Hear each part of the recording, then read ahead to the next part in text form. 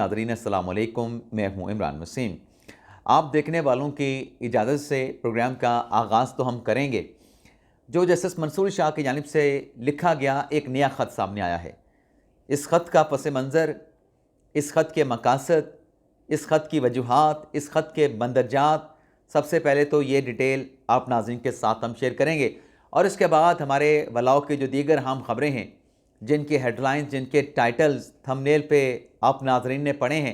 इमरान खान साहब, पाकिस्तान तहरीक इंसाफ से जुड़ी एक बड़ी अहम ख़बर है, उसकी तफसीलात आपके साथ हम शेयर करेंगे। जनरल फैज़ हमीद का बयान आया है, 9 मई के हवाले से उनकी इन्वेस्टिगेशन चल रही है। फैज़ हमीद साहब का ये स्टेटमेंट भी आप नाज़रीन के साथ हम डिस्कस करेंगे और फिर मिलिट्री कोर्ट्स में सिविलियन के ट्रायल से मुतल्लिक जो आज अदालत उज़्मा का आईनी बेंच का जो फ़ैसला आया है, जो हुक्मनामा आया है, उसके बाद क्या फड्डा बन गया है। तो ये आज के व्लॉग की हमारी ख़बरें हैं जिनकी डिटेल आपके साथ हम शेयर करने जा रहे हैं। लेकिन प्रोग्राम का आगाज़ करने से पहले आप नाज़रीन से चैनल सब्सक्रिप्शन की दरख्वास्त करेंगे कि जिन दोस्तों की जानिब से अभी तक हमारे चैनल को सब्सक्राइब नहीं किया गया, उनसे दरख्वास्त होगी कि चैनल को सब्सक्राइब कर लें, बेल आइकॉन का बटन प्रेस करें।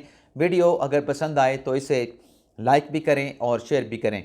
सबसे पहले जस्टिस मंसूर शाह की जानिब से जो रूल्स मेकिंग कमेटी के चेयरमैन हैं जस्टिस जमाल खान मंदुखेल, उनको लिखे गए ख़त के जो मंदरजात हैं वो आपके साथ हम शेयर करेंगे। लेकिन आज इसका पस मंज़र ये है कि 6 दिसंबर को जुडिशल कमीशन का जो इजलास हुआ था सिंध हाई कोर्ट में, पेशावर हाई कोर्ट में तैनातियों के हवाले से, उस इजलास में हाई कोर्ट में तैनातियों का जो प्रोसेस था उसको 21 दिसंबर तक मौखर किया गया था, क्योंकि जस्टिस मंसूर शाह की और कमीशन के अरकान की राय सामने आई थी और फिर कसरत राय से फैसला हुआ था कि हाई कोर्ट्स में तैनातियाँ करने से पहले जो रूल्स हैं तैनातियों के, जो तरीक़ाकार है, जो मैकेनिज़्म है, उसको फाइनलाइज़ किया जाए। तो 6 दिसंबर के इजलास में कोई अपॉइंटमेंट ना हो सकी थी और कार्रवाई को 21 दिसंबर तक मौखर किया गया था और जैसे जमाल खान मंदुखेल को रूल मेकिंग कमेटी का चेयरमैन बनाया गया था। तो रूल मेकिंग कमेटी के चेयरमैन जैसे जमाल खान मंदुखेल को ये ख़त लिखा है। साबका जो रूल मेकिंग कमेटी थी जस्टिस मंसूर शाह की सरबराही में, उस कमेटी के सरबराह जैसे मैंने कहा कि मंसूर शाह साहब थे, तो उनकी तरफ से ये लेटर लिखा गया है। इस लेटर में नाज़िर कहा गया है कि पाकिस्तान की आईनी अदालतों में जजेस की तकर्री से मुतल्लिक रूल्स तश्कील देना इंतहाई अहमियत का हामिल है। जजेस की तकर्री के लिए रूल्स की तश्कील अदलिया की आज़ादी और कानून की हुक्मरानी के लिए नागुज़ीर है।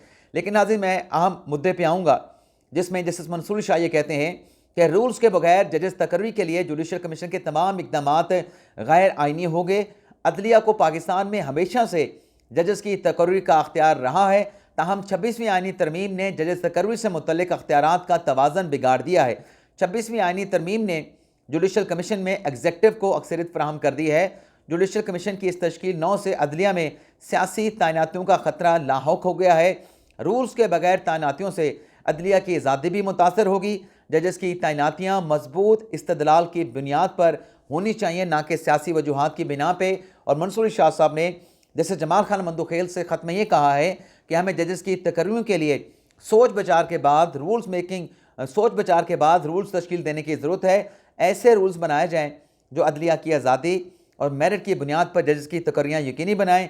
रूल तश्कील देने वाली कमेटी से कहता हूँ कि ऐसे जजेस की तैनातियाँ यकीनी बनाई जाएँ जो कानून की हुक्मरानी की पासदारी करें।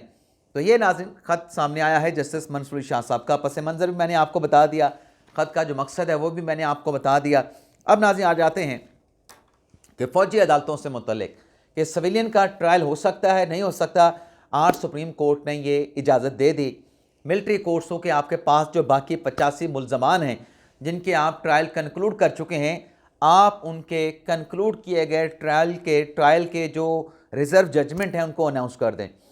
अब नाज़रीन, इसका आज की समाअत का तहरीरी हुक्मनामा भी जारी कर दिया गया। लेकिन फड्डा किस बात पे पड़ा है वो भी मैं भी आपको बताता हूँ। लेकिन सबसे पहले एक सफ़े का नाज़रीन ये जो तहरीरी ऑर्डर है, इसमें यह कहा गया है कि फ्री कैन के वकला की इस्तदा पर, यानी ये अदालत ने जो वकला सामने ठहरे थे, जिसमें हुकूमती वकला भी थे और साथ में वो दरख्वास्त गुजार भी थे, वो तमाम दरख्वास्त गुजार जो सिविलियन के मिलिट्री कोर्ट्स में ट्रायल के ख़िलाफ़ अदालत में मौजूद थे, तो अदालत ने कहा कि फ्री कैन के वकला की इस्तदा और कंसेंट, यानी ये कंसेंट ऑर्डर है, उन्होंने एग्री किया तो अदालत 13 दिसंबर 2023 का जो अपना ऑर्डर है उसको मॉडिफाई करती है। अब सवाल आप पूछेंगे कि 13 दिसंबर 2023 का ऑर्डर क्या था, तो ये नाज़रीन ऑर्डर ये था कि जो मिलिट्री कोर्ट्स हैं वो ट्रायल प्रोसीड कर लें, ट्रायल मुकम्मल कर लें, लेकिन फ़ैसला नहीं सुनाएंगी जब तक सुप्रीम कोर्ट में इंट्रा कोर्ट अपीलों का फ़ैसला ना हो जाए। तो आज वकला की इस्तदा से वकला के एग्री करने पे तो अदालत ने ये कंसेंट ऑर्डर दे दिया है। 13 दिसंबर 2023 का अदालत अपना ऑर्डर मॉडिफाई करती है और मिलिट्री कोर्ट्स के पास जो लोग 85 मौजूद हैं कस्टडी में, उनके फ़ैसले अनाउंस कर दिए जाएँ। लेकिन साथ में एक और कंसेशन भी इस हुक्मनामे में मिलिट्री कस्टडी में मौजूद मुल्ज़मान को अदालत ने दी है कि जो रमिशन उनकी बनती हैं, जो रमिशन इन मिलिट्री कोर्ट के मुल्ज़मान पर एडमिसिबल हैं, जिनका इतलाक़ हो सकता है, वो रमिशन भी इनको फ़राहम की जाएँ। अब आप सवाल पूछें कि ये रमिशन क्या होती हैं। रमिशन नाज़रीन ये होती हैं कि ये 9 मई 2023 को होता है अपना ये वाक़या, 9 मई का। उसके बाद 14 अगस्त भी आती है, उससे पहले या उसके बाद ईद उल अज़हा भी आती है, और फिर दोबारा नया साल भी आता है, फिर छोटी ईद आती है, फिर दोबारा 2024 में 14 अगस्त आती है, बड़ी ईद भी इसमें आती है। तो इन 3-4 मौक़ों पे नाज़रीन होता ये है कि सदर पाकिस्तान की तरफ से जो मुल्ज़मान, जो कैदी होते हैं, उन्हें रमिशन दी जाती है। तो इस फैसले में, इस हुक्मनामे में ये भी कहा गया है कि जो रमिशन रियासत पाकिस्तान की तरफ से दी गई, उनका इतलाक़ अगर इन मुल्ज़मान पे होता है, वो रमिशन अगर इन मुल्ज़मान के ऑफेंसेस की कैटेगरी में एडमिसिबल है, तो उसका रिलीफ भी इनको दिया जाए। और वो रिलीफ मिलने से अगर ये बरी होते हैं, यानी जेलों से रिहा होते हैं, तो इनको रिहा कर दिया जाए। अदरवाइज़ इनकी सज़ा अगर बाकी रहती है तो फिर इन्हें जो मुतलका जेल है वहाँ पर इनको सिविल ऑर्डिनरी जो कोर्ट, अपनी जो जेल है, वहाँ पर मुंतकिल कर दिया जाए। लेकिन आज इस फैसले के बाद अब देखा जाए तो ये फैसले से बहुत सारे लोग जो है वो जेलों से रिहा हो जाएंगे। लेकिन पाकिस्तान तहरीक इंसाफ इस फैसले के ऊपर फड्डा बना के बैठ गई है, यानी इस इशू बना के बैठ गई है। तहरीक इंसाफ का यह कहना है कि अदालत के, सुप्रीम कोर्ट के इस फैसले पर हमें तशवीश है, यानी इस फैसले से अगर मुल्ज़मान या जो भी लोग पकड़े गए हैं वो रिहा हो रहे हैं, इस चीज़ की तहरीक इंसाफ को फ़िक्र नहीं। तहरीक इंसाफ ये कह रही है कि हमें इस फैसले से इसलिए तशवीश है कि ये फ़ैसला तहरीक इंसाफ के ख़िलाफ़ मुस्तक़बिल में इस्तेमाल होगा। अब ये फ़ैसला तो है नहीं नाज़रीन, फ़ैसला तो होता है कि फ़ाइनल जजमेंट होता है। ये इंटरिम ऑर्डर है और ये जनवरी के पहले दूसरे हफ्ते तक रहेगा।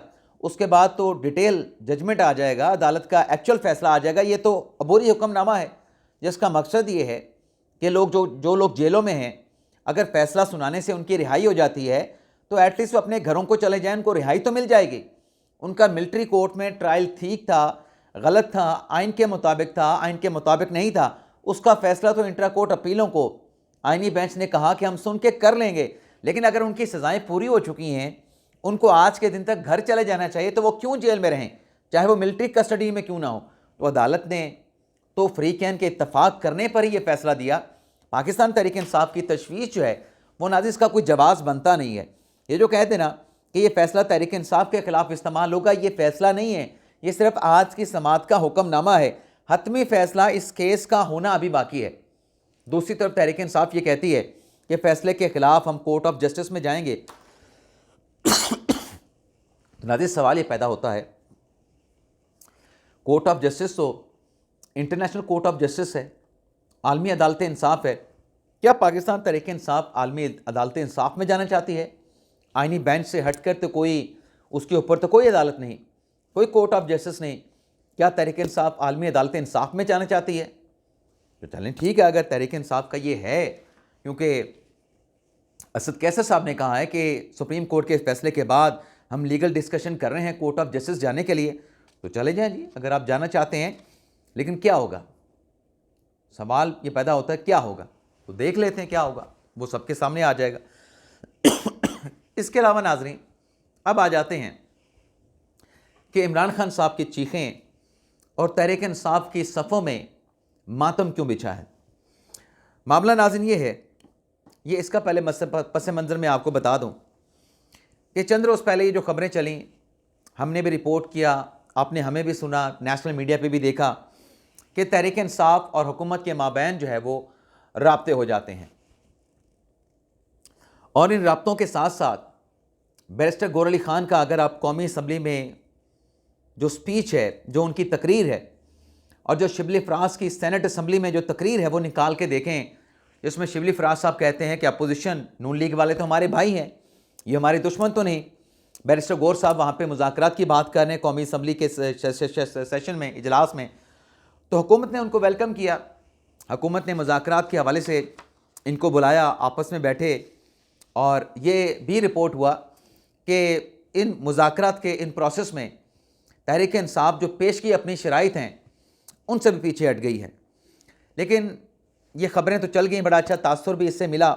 लेकिन हुकूमत के कुछ मिनिस्टर, माफ़ी चाहता हूँ नाज़रीन, जिसमें अता तारड़ साहब और ख्वाजा आसिफ साहब भी थे, उन्होंने भी कहा कि बेशक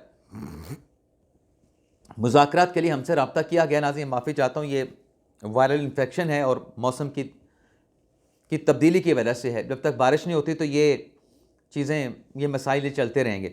लेकिन बहरहाल मैं आपसे माज़रत खाऊँ, ये चीज़ें मेरे अपने कंट्रोल में नहीं हैं। तो हुकूमत के मिनिस्टर ने कहा कि ये बेशक मुज़ाकरात के लिए आगाज़ होना एक अच्छी बात है, लेकिन इनकी कोई गारंटी नहीं है, ये कभी भी बात करके मुकर सकते हैं। और हमने भी अपने व्लॉग में बात कही थी कि खान साहब का और पाकिस्तान तहरीक इंसाफ की जो कमेटी बनी है उसकी गारंटी कौन देगा कि जो बात इनके साथ तय होगी इमरान खान साहब उस बात को मान लेंगे। अब नाजरीन, मुज़ाकरात से तासुर तो बड़ा अच्छा गया। अब परसों के दिन के जो बयानात मैंने आपके सामने रखे हैं, जो पस मंज़र आपको बयान किया है, आज के ज़रा नाज़रीन तहरीक इंसाफ के लोगों के बयानात सुन लें। बैरिस्टर गौहर साहब ये कहते हैं, फिर मैं अगली खबर, जो अहम खबर है, असल खबर है, वो भी आपके साथ शेयर करूँगा। आज बैरिस्टर गौहर साहब ये कहते हैं कि मुज़ाकरात के लिए हमारी शर्त है कि 9 मई और 26 नवंबर के ऊपर जुडिशल कमीशन बनाएं। दूसरी शर्त है कि हमारे कारकुनान को रिहा करें। असद कैसर साहब, जिन्होंने कल स्पीकर के साथ मुलाकात भी की और ये बात तय हुई कि जो हार्ड कोर हमारे लोग हैं, चाहे वो नून लीग के हैं, PTI के हैं, वो उनसे बात की जाएगी, वो सख्त बयानात ना दें। आज असद कैसर साहब ये कहते हैं कि हमारी कोशिश है दीगर सियासी जमातों से भी बात करें, यानी एक तरफ हुकूमत के साथ मुज़ाकरात, दूसरी तरफ हुकूमत के ख़िलाफ़ ग्रैंड अलाइंस बनाने की कोशिशें भी। और असद कैसर ये भी कहते हैं कि मुज़ाकरात के लिए अदालत हुकूमत से भीख नहीं मांग रहे, मुज़ाकरात के लिए हुकूमत से भीख नहीं मांगेंगे। कल सलमान अकरम राजा साहब कह रहे थे कि हुकूमत के साथ भी बातचीत करने के लिए तैयार हैं और हम एस्टैब्लिशमेंट के साथ भी बातचीत करने के लिए तैयार हैं।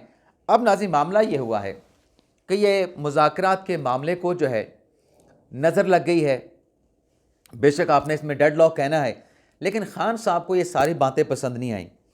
ख़ान साहब ने, आप यूँ समझें कि मुज़ाकरात के इस प्रोसेस के ऊपर जो है वो ख़ुदकुश हमला कर दिया है। और ये जो दो मैंने बयानात आपके सामने रखे, सूरत हाल आपके सामने रखी, एक दो दिन पहले की जब यह मुज़ाकरात की ख़बरें चलीं, और एक आज के दिन के पाकिस्तान तहरीक इंसाफ के बयानात। इसकी वजह नाज़रीन ये है कि ये जो इतना ज़्यादा 180 डिग्री का हमने बदलाव देखा है, वो बदलाव आया है इमरान खान साहब के स्टेटमेंट के बाद। इमरान खान साहब ने एक्शन लिया है, इमरान खान साहब की तरफ से स्टेटमेंट दिया गया है। स्टेटमेंट नाज़रीन क्या दिया गया है? स्टेटमेंट मैं आपको अगर कहते हैं तो मैं पढ़ देता हूँ, लेकिन पढ़ने की ज़रूरत नहीं है।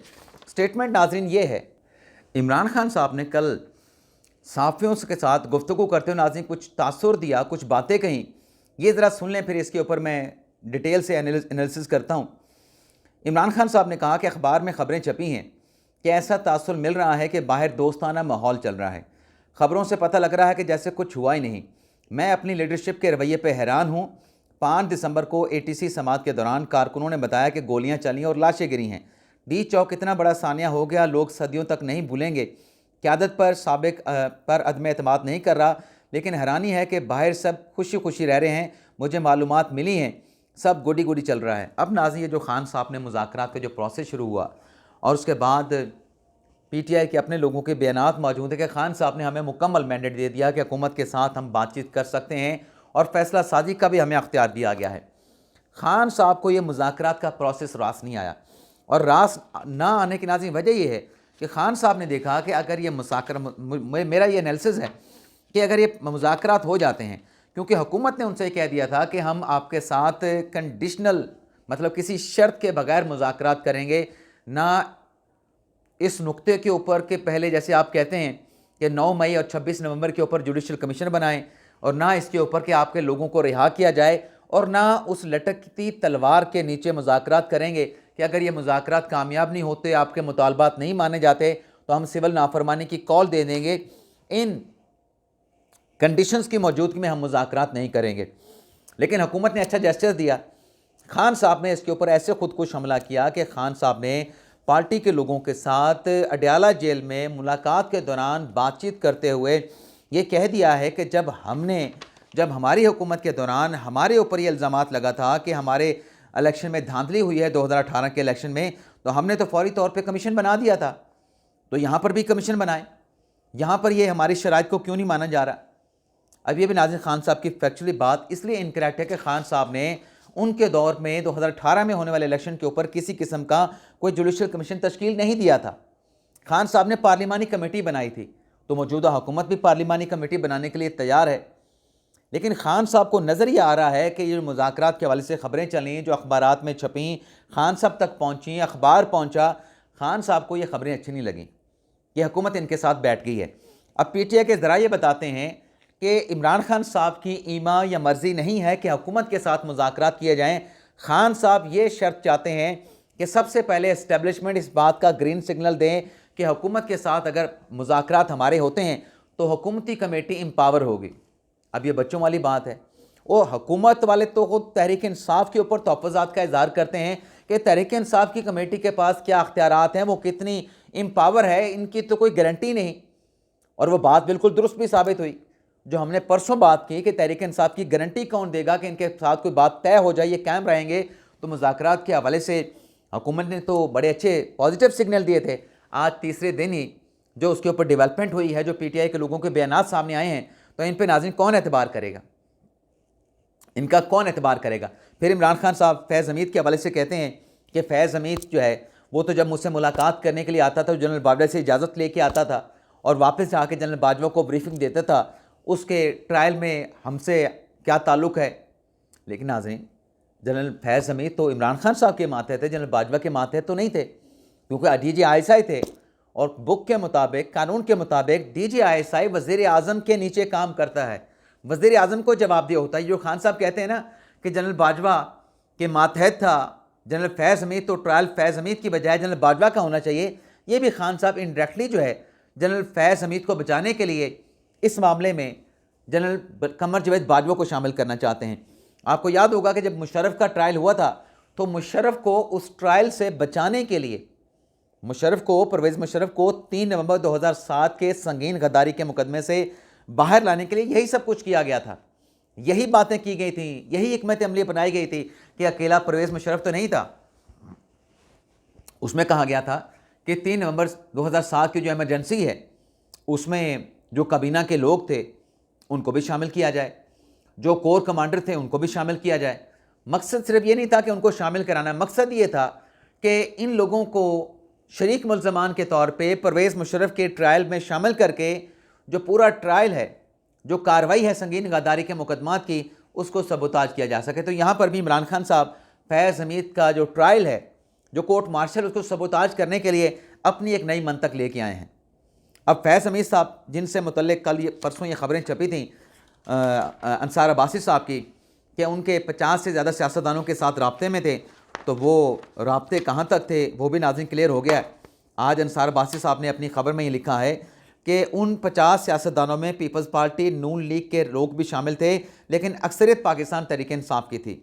और ये भी लिखा गया है कि फैज़ हमीद साहब के ख़िलाफ़ शवाहिद मौजूद हैं इन राब्तों के, और जो फैज़ हमीद इमरान खान की पाकिस्तान तहरीक इंसाफ की रहनुमाई करते रहे सियासी मामलात पे, उनके शवाहिद भी मौजूद हैं। उन शवाहिद को मुख्तलिफ पहलुओं से परखा जा रहा है और फैज़ हमीद साहब ने तहरीक इंसाफ के साथ या सियासतदानों के साथ अपने इन राब्तों की तरदीद कर दी है।